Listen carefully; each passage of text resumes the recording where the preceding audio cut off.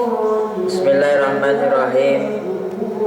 Qala musannifu rahimahullahu ta'ala wa nafa'ana wa bi'ulumihi wa asrarihi wa karamatihi wa du'aihi fid dharaini amin radhiyallahu anhu.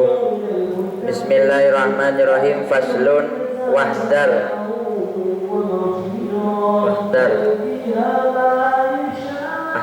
af'ala yuf'ilu if'alan ahdara yuhdiru ihdara mahdaran bahwa ini tergantung dari wazan af'ala yuf'ilu if'alan amalan bahwa muf'ilun adalah muf'alun if'al ihdar. Ini fi'il amalnya daripada matinya af'ala, termasuk ziyadah.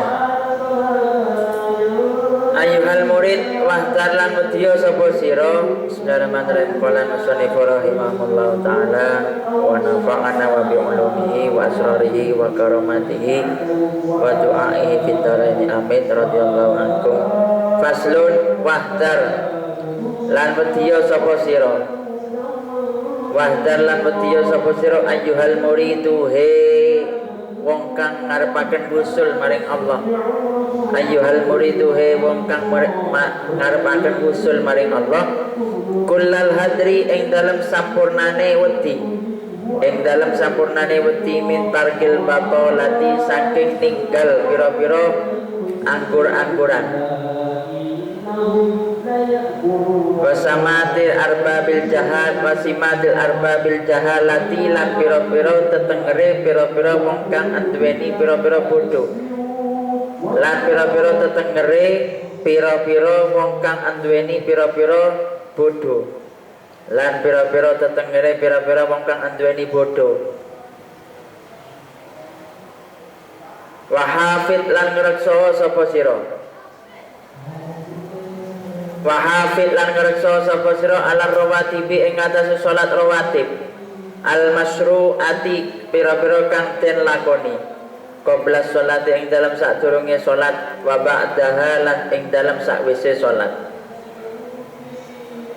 Wa wadhif lan ngajekno ala sholatil witri ing atase salat witir wa duha lan salat duha wa ihya ima bainal isya'aini lan ngurip-nguripi waktu ing dalem antarane maghrib lan isya. Lan ngurip-nguripaken waktu ing dalem antarane maghrib lan isya. Wakun. Jadi ini masih meneruskan daripada bab yang kemarin, karya daripada sang monumental yaitu Al-Imam Abdullah bin Alawi bin Muhammad Al-Haddad. Imam Abdullah bin Ali Al-Haddad ini seorang ulama yang mana beliau ini dari kecil sudah tidak bisa melihat, istilahnya a'ma, uto. Tetapi di balik kebutaan beliau basirohnya yang hidup, mata batin, mata hati.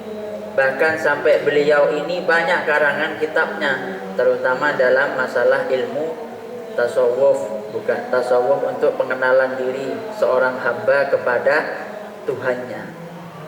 Banyak diantaranya 11 karangan beliau yang saya ketahui. Ada Dakwatut Tamah, Nasaiud Diniyah, ada Risalatul Muawanah yang diajarkan Fathur Rahman itu, Ustaz Mas Fathur Rahman, Maskur itu karangannya Imam Abdullah bin Alawi Al-Haddad itu. Sabilul Adhkar wal Mudzakarah, Risalatul Mudzakarah. Terus Kitabul Hikam, bukan Kitabul Hikam yang Sayyidina Ibnu Athaillah Sekandari, bukan. Banyak, sampai yaitu yang terakhir adalah Risalatu Adabus Sulukil Murid, tata krama jalan bagi orang yang ingin menuju kepada Allah Subhanahu wa taala.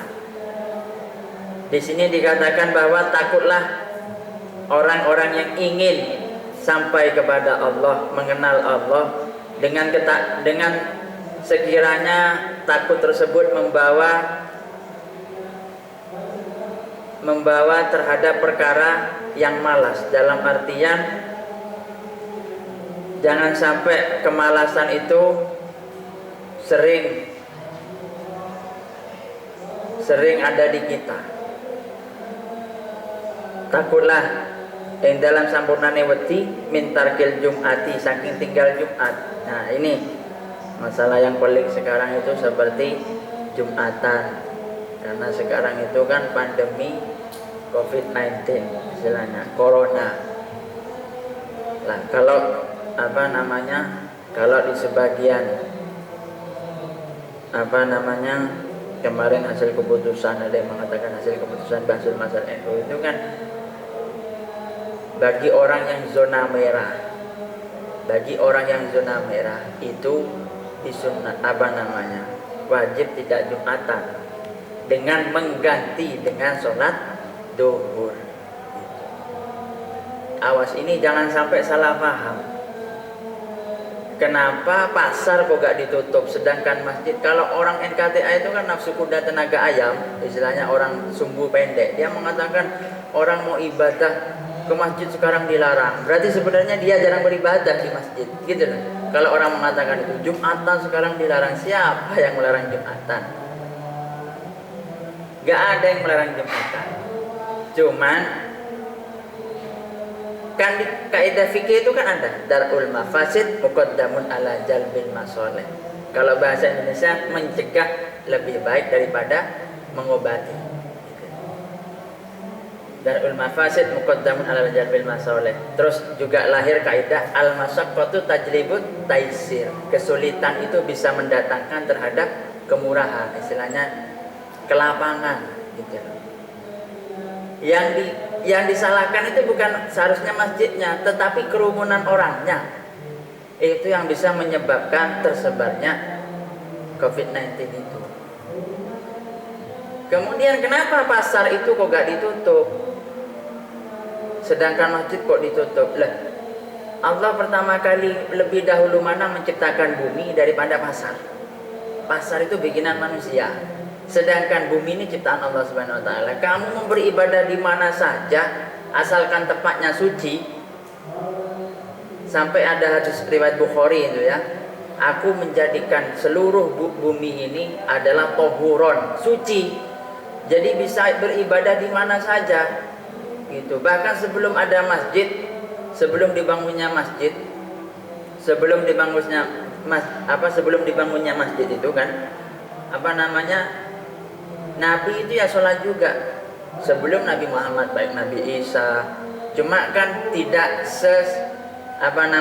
tidak senampak dalam perintah sholat seperti Nabi Muhammad, sholat 5 waktu. Gitu. Kita tahu bahwa sholat duhur itu untuk Nabi ini, sholat asar untuk Nabi Allah Yunus, sholat maghrib untuk Nabi Allah Ilyas dan lain sebagainya. Sholat isya untuk Nabi Allah, banyak itu. Di Fathul Mu'in itu kan ada Fathul Mu'in, Fathul Qorib, Fathul Wahab dan lain sebagainya. Kemudian ketika Nabi melaksanakan Isra Mi'raj itu disyariatkan sholat yang asalnya 50 waktu mendapatkan tarkhis, diskon lah kalau sekarang itu. Jadi diskon yang ada di mall itu bukan ada sejak zaman sekarang, tapi sejak zaman dulu. Itu tarkhisul tarkhisus sholat, kemurahan sholat, diskon sholat dari yang asalnya 50 menjadi 5. Itu bersama Nabi Musa, katanya Rasulullah. Nabi Musa mengatakan kepada kanjeng Nabi, ya Nabi Allah akhirul anbiya, sudah kamu jangan ngambil 5 sholat. Umatku saja 10 perintah Allah yang ada dalam kitab Taurat itu banyak yang lalai, apalagi umatmu, umat akhir. Akhirnya apa katanya Allah? Jawaban kanjeng Nabi, beliau menjawab, astahyi ilallah, aku malu terhadap Allah. Dia sangat sangat bermurah kasih kepadaku sampai aku didiskon menjadi, itu kan di Duratun Nasihin, di Suratul Nabawiyah ceritanya Ibnu Katsir itu Nabi itu wakilah bolak-balik dari langit ketujuh sampai menghadap ila hadratillah bolak-balik 45 kali. Bayangkan loh, kayak misalnya Jody disuruh beli sama Kiai disuruh beli gula. Oh, kurang nih kopinya. Suruh balik lagi. Nih sama beli gelas, balik lagi 3. Sama lepeknya lagi 4 kali. Mungkin palingnya kalau seperti ukuran Jody mungkin dia gerendam sudah. Seukuran Jody mungkin mata mulai kok gak mulai mau Kiai. Kan enak jadi satu paket gitu. Makanya kan itu diajarkan dulu kepada Kanjeng Nabi agar umatnya yang mengikuti Kanjeng Nabi itu diberikan kesabaran gitu. Kalau syariatnya Nabi Allah Muhammad ini paling enak kalau kata saya daripada syariat Nabi terdahulu. Kalau syariatnya Nabi Musa baju najis itu harus dirobek. Iya. Baju najis harus disobek. Kalau kita kan cukup disucikan. Walaupun ya ada bolong-bolong bekas rokoknya. Misalnya pakai sarung itu jubah itu. Kalau kayak Kiai itu yang rokok-rokok kayak Jum Zaki itu kan saya sering melihat jubahnya bolong-bolong di bawah. Itu kan karena bekas ngerokok itu. Itu kalau di syariatnya Nabi Musa harus disuwek itu. Karena sudah nggak layak, tapi kan enggak. Gitu lah. Kalau syariatnya Kanjeng Nabi Muhammad itu paling ringan, paling enteng.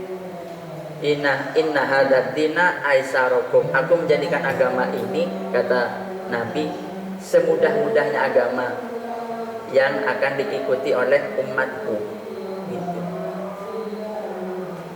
Kenapa pasar itu kok gak ditutup? Lah, karena pasar itu kan kamu mau nyari di mana kalau semisal pasar tutup untuk kebutuhan sekuler kamu, misalnya gula, beras, brambang, ikan, daging, mau nyari di mana?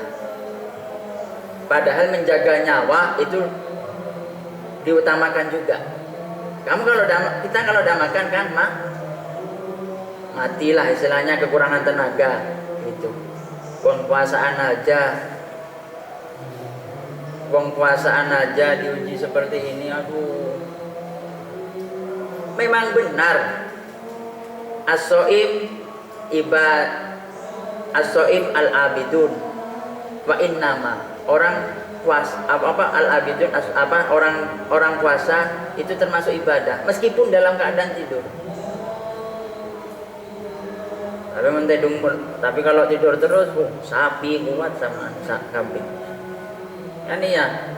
Kenapa kok tidur itu diwajibkan istilahnya?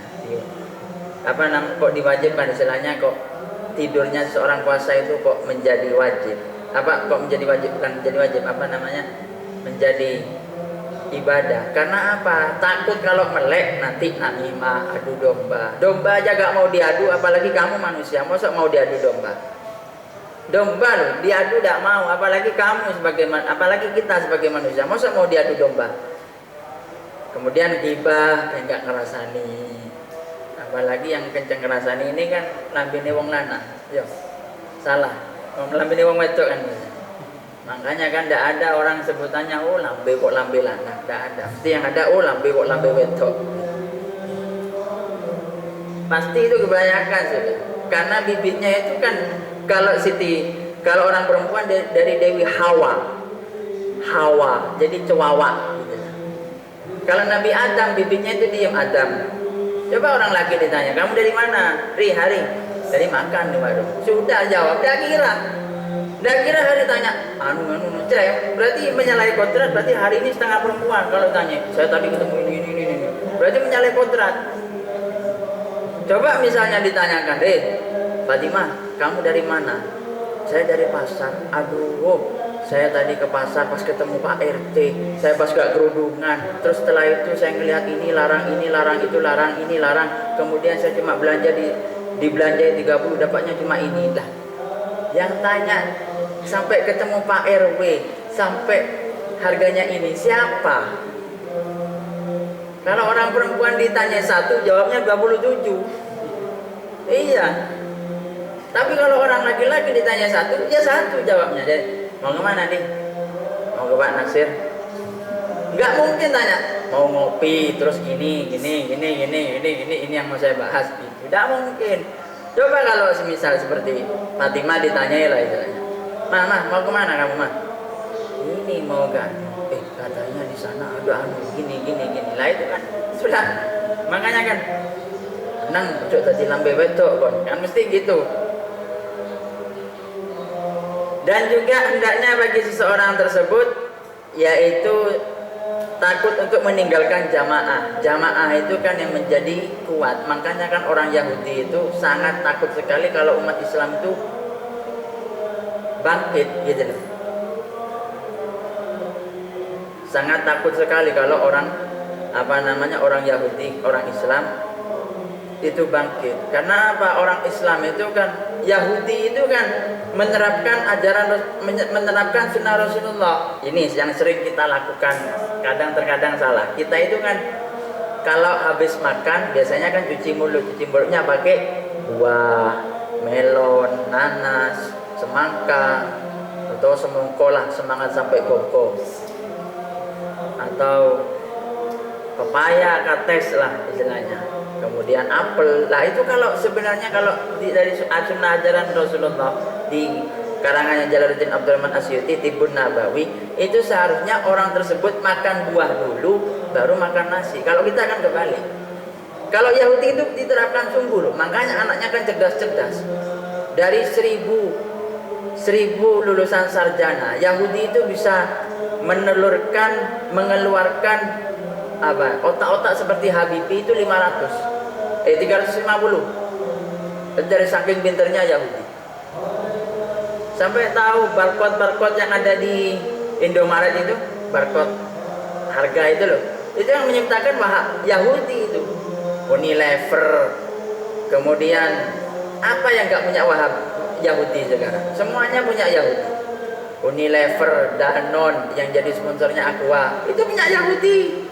Semuanya yang ada di muka bumi kebanyakan diakuisisi oleh Yahudi, saking benternya Yahudi itu. Terus lagi ketika anaknya usia 6 bulan 7 bulan, Yahudi itu ibunya biasanya disuruh mendengarkan lagu-lagu istilahnya. Kalau gak lagu-lagu biasanya suruh membaca ilmu matematika biar anaknya cerdas seperti profesor. Kalau kita kan enggak gitu loh. Surat Al-Fatihah membaca Al-Qur'an. Tapi kita jangan tapi kita tidak kalah juga. Gitu loh. Seperti ceritanya Kiai Hasbullah itu, ibunya itu tidak pernah kurang dari lebih menghatamkan Quran 100 kali selama hamilnya Kiai Haji Wahab Hasbullah. 100 kali ibunya itu. Makanya ketika lahir beliau ketika mondok di Syekhona Holil Bangkalan, santri ini yang garani aneh-aneh santrinya Kiai Holil itu jadi semua. Dan Kiai Holil ini menguji santrinya dengan bermacam-macam. Ada datang tiba-tiba dikurung pakai kandangnya ayam. Siapa? Kiai Hasan Sepuh Genggung, pendiri Genggung Panjarakan. Itu dikurung. Ada lagi Kiai Wahab Hasbullah dikatakan sebentar lagi ada macan, ayo siap-siap semua bawa pedang, golok seadanya. Ternyata setelah ditelusuri, Kiai Wahab Hasbullah datang, dikejar, itu macannya dengan Syekhona Holil, itu macannya, kejar itu, dikejar sungguh ternyata. Setelah dikejar, lari tunggang langgang, terbirit-birit sampai kepayahan tertidur di sekitar teras lah istilahnya, di teras tapi rumah orang jauh dari pondoknya Syekhona Holil itu yang ada di Bangkalan. Sampai malam kedua begitu seterusnya. Akhirnya malam ketiga beliau mengendap-endap saking ingin bergurunya Kiai Hasbullah itu ke Syekhona Holil, mengendap sampai malam-malam. Akhirnya karena saking ketakutan sampai nunggu tengah larut malam sampai tertidur di bawahnya kamar santri yang ada di tempatnya Syekhona Holil. Akhirnya kena kamu sekarang, dikurung Kiai Hasbullah itu. Tapi setelah dikurung karena beliau ikhlas, jadi macannya itu. Siapa yang memotori pergerakan pemuda pertama. Kayak Pak Masbullah itu sampai terkenal syairnya Subhanul Waton itu. Ya lal waton, ya lal waton, ya lal waton, itu yang sekarang jadi Mars GP Ansor Banser itu. Lagu wajibnya istilahnya. Yang sering disetel kalau sekarang ketika hari santri. Itu. Makanya kamu jadi santri jangan khawatir. Karena kan sering saya katakan santri itu elastis, praktis, ekonomis, higienis, turgelis. Karena kaum sarungan itu kan sekarang banyak di IEC. Gitu. Kamu ke sarungan ini tidak usah mikir jadi apa-apa. Kamu mau ngaji, mau mondok, pasti besok jadi apa-apa. Asalkan kamu dengan niat yang sungguh-sungguh. Gitu. Himmatur rajul tahtumul jibal. Keinginan kuat seorang laki-laki itu bisa menghancurkan, merobohkan suatu gunung. Makanya kan ini jadi landasan Pak Karno. Beri aku 10 pemuda, niscaya akan kuguncangkan dunia. Beri aku 1000 orang tua, maka aku akan cabut Semeru dari akar. Tapi beri aku 10 pemuda, maka akan kugoncangkan dunia. Itu kan dari perkataan himmatur rijal tahdumul jabal. Itu perkataannya Pak Karno itu.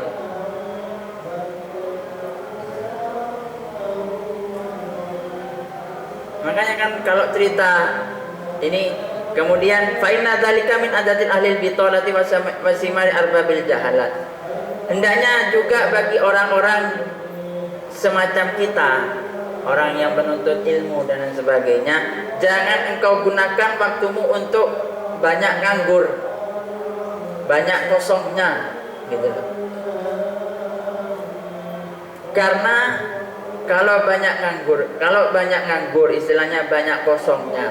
Kadang kan kita kalau kegiatan terus. Kalau sekarang kan semua kabul hajat. Dulu sekolah kepinginnya banyak liburnya. Sekarang kabul hajat sungguh 3 bulan sekarang. Iya apa enggak? 3 bulan lebih bahkan. Kalau dulu sumpek dunia mana? Sumpek sekolah mana?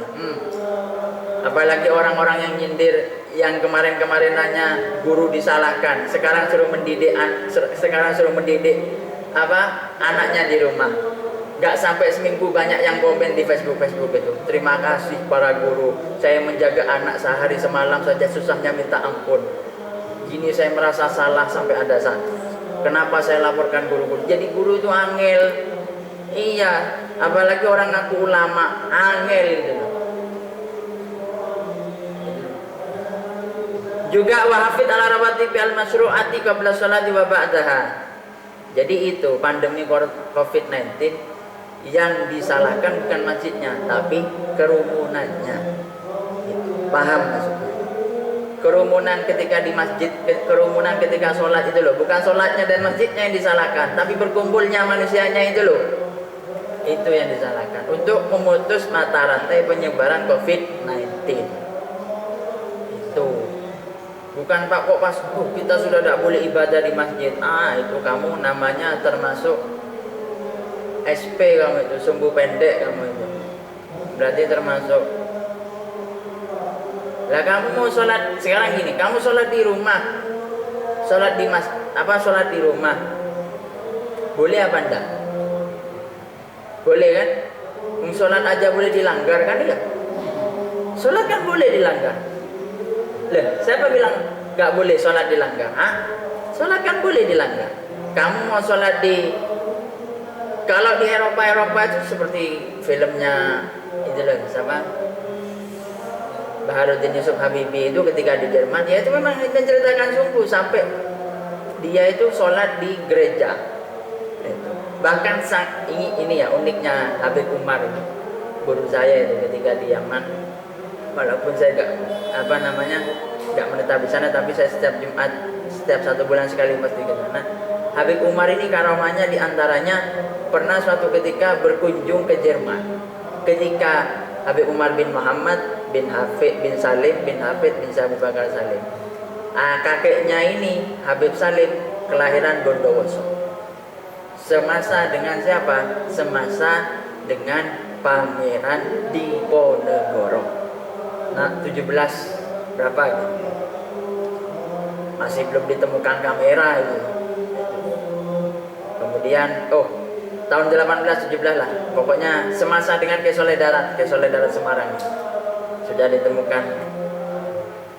Sang keramatnya Habib Umar ini pernah suatu ketika mengunjungi Jerman pada waktu itu, karena Habib Umar itu jadwalnya pasti selain di Indonesia itu kan ada di Rusia, bahkan yang unik itu kalau di Norwegia pernah. Norwegia itu kan negara non Muslim juga. Norwegia negaranya itu pemainnya Liverpool itu loh, John Arne Riise. Norwegia itu apa namanya, di sana di bandara itu beliau disambut marhaban, pakai terbangan. Itu kalau di Indonesia, kalau sudah di Malaysia sudah wajar kan, mayoritas Muslim ya. Itu di sana kan Muslim itu kan minoritas. Ini karomahnya Habib Umar ketika di Jerman. Pernah suatu ketika beliau itu pagi-pagi akan sholat duha, beliau saking jauhnya perjalanan gak menemukan masjid, akhirnya nemu gereja. Ketika gereja disolati oleh beliau, dapat 3 bulan gereja itu menjadi masjid. Itu karomahnya beliau, gereja itu loh jadi masjid, gereja itu.